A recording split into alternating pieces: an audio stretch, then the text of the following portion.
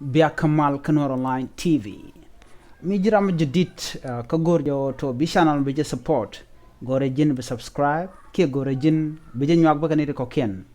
Mudara mo mchale subscribe ni mtu ke eso o jin dere je twany ko bi ko ba ko bi be ko nyodo jin si channel si support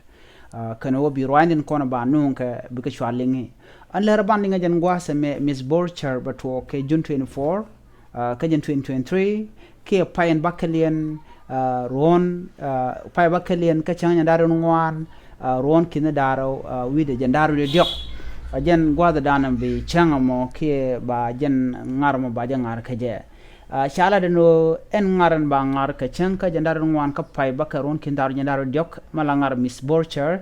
sha yeti jeno de raro de aleka ngot kan changar ne ben de ron mo ke bi de mo go de ro mo ke wargo to go de ro do bu gujo mo de go ka je de ro aleka je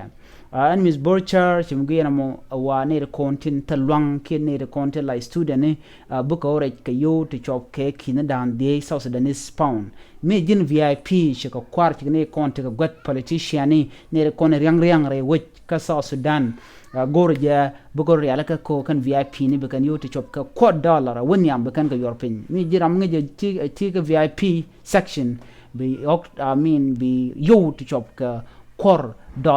bika yorpin comme no ya baderi cho yor yang pin bo ngwas mo telere jin mo gorje bi jat kanite kontin lat ka ngarmo bi number bi chu jek +211928864070 plus karo ka kel ka bangan raw badak bakel ngwan bang ka baro ka bang en gwas mbangar tinre wech ka juba ba jangar ka freedom all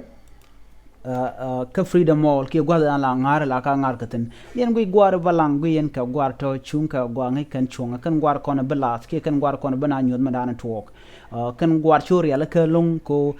yen ite beban tone bi kan entertain bi kan ala ka en mo goran be jegan changa makanya kon ko kan ka balang ndi ala yen gui chiga yen kan dial katu wonre den wonde balang ka gwar balang chu goro jinnen changa mo be paktene shewa an changa mo shigman ji kon ling no won ajen pai bakel